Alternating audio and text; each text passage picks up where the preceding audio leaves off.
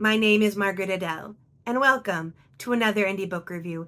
This is one of those long-awaited sequels that I have low-key been pestering the author for, and I am super happy to have it. And that is Capturing Magick by Dean Cole. This is the sequel to Chasing Ghosts, the first in the Quentin Strange series, and I reviewed that so long ago, years ago. I think it was one of the first big books that I reviewed, specifically by like a queer male author, because at one point I realized that I had next to no books by queer men on my roster, so to speak, and I had to like make a point of going out and finding them, and this is one of the ones I ended up with, and I'm super happy with it. Now, it is the sequel to a book, and I will be talking a little bit about that one, but in all honesty, it's very episodic in nature. You don't need to know a ton about that book to make this one work. However, I am also going to be talking about trigger warnings that may inadvertently spoil things. We are dealing with a lot of dark topics, and I'm not going to say specifically which character is doing which trigger warning-y thing, but I am going to state them because I believe that if you have to choose between spoiling a book and helping someone's mental health, you always pick option 2. So, you are free to click off now. I will have the review for the first one down in the description, but let's jump into those trigger warnings real quick. We have things like depictions of bullying. We have a lot of talk about suicide. We have on-page suicide. We have talk of pregnancy and ending a pregnancy and a pregnant woman being in danger. All of those things are there, along with general talk of PTSD and some of the more standard spooky things you would find in a ghostly crime novel. Now that we have that, let's move on. This is all about Quentin Strange, the man who can see ghosts, as he is trying to continue his life in this little UK town, being an assistant to the reporter Kat, who you will remember from book 1, and things aren't going super great for him recently. He and Kat are just doing a bunch of fluff pieces, and Will's an asshole. and I say that as someone who really wanted them to get together at the end of book 1, but Will is gone, has left, can't be tied down, man. And so our friend Quentin is beginning this book in a place of heartbreak, but gets the perfect distraction. I mean, it's not a nice distraction, but it's distracting, in the missing disappearance of a young woman who is both the daughter of a prominent person in town and engaged to another prominent dude in town and pregnant. And so it all becomes a big case of, can they find her in time? Was it her weird emo fiance who's the son of the late great eccentric dark author? And what did she have to do with the local witch covens? Now, I was real anxious about that part.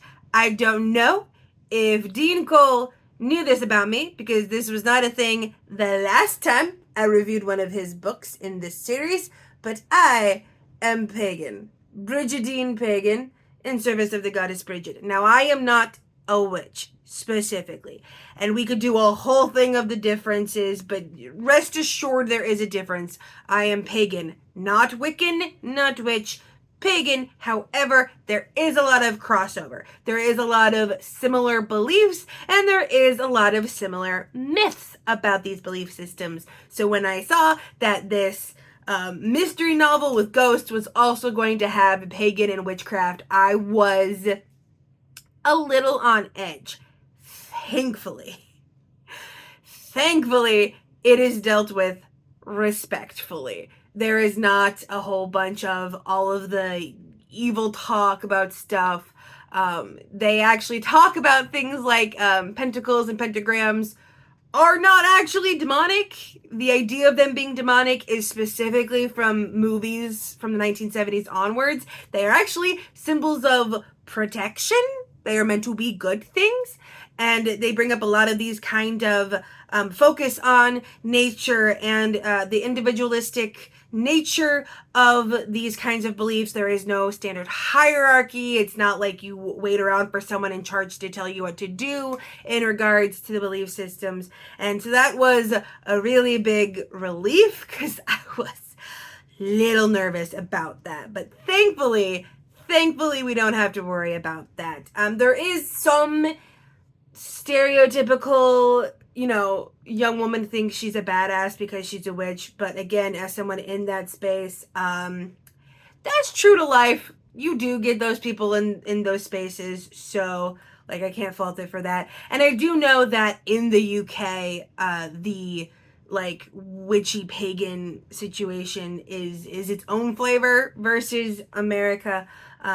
So there might be some aspects of cultural difference in that divide that I do not know that much about, but that was handled respectfully. Could take a breath. Now, the plot itself, revolving around Quentin basically deciding on his own that he's going to solve this. I found myself disliking Kat a lot more in this one than in the previous book.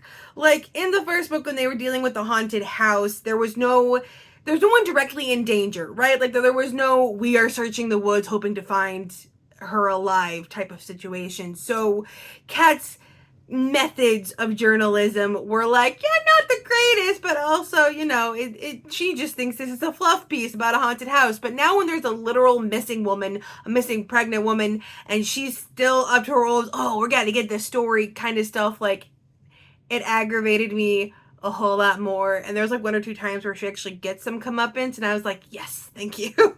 But there is a moment late game where you get a little bit more look into her family life, into her character, and it was a really intriguing idea. Obviously, I'm not going to reveal what it is, but as a character, she showed a little bit more nuance, even if she annoyed me more in this book because an actual life was on the line versus just a haunted house type of situation.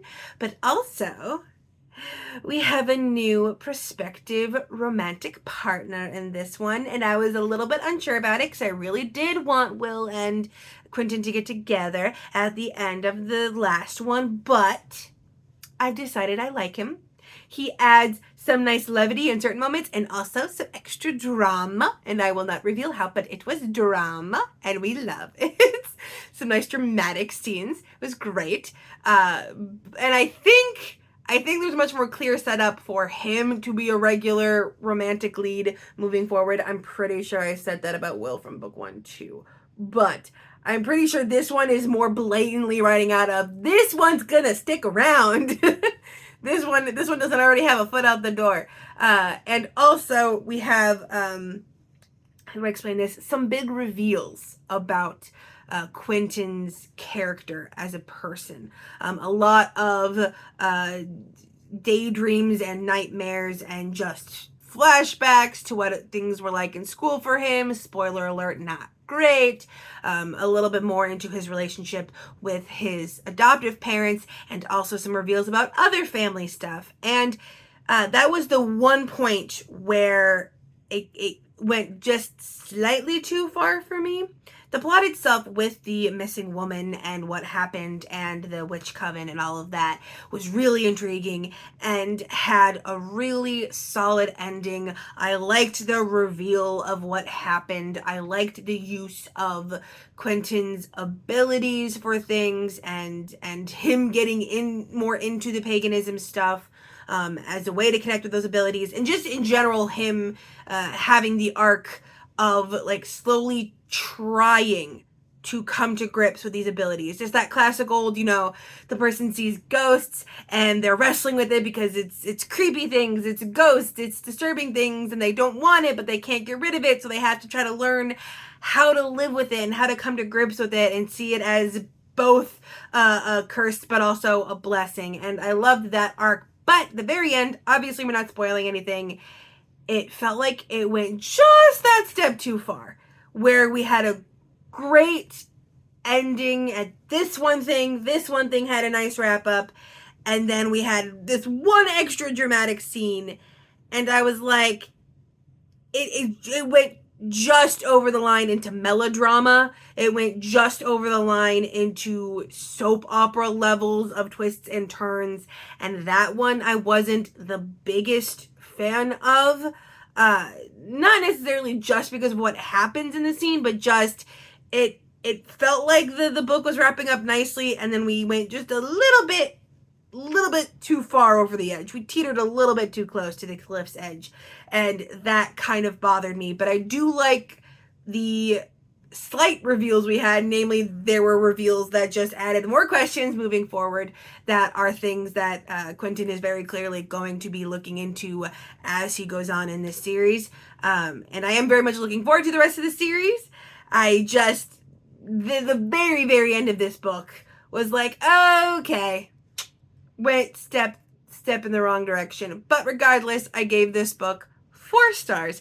It was very enjoyable. It had great ambiance, very spooky, very placey, a lot of talk about the town and the quirky characters, and I loved how descriptive the talk of Quentin's cottage was, and the creepy woods and all of that. And again, really loved that the talk of the paganism and witchcraft was done still with some slight sensationalism, just because we were dealing with the missing persons case, and is it murder, and were the witches involved in a murder, like all of that kind of thing. But for the most part, respectful. And I appreciated that. It's definitely a good pick. If you liked the previous one, you will definitely continue to like this one. Be warned that there is a lot of dark topics and a lot of dark things happen on page, so be warned for that. And in general, I am looking forward to what comes next.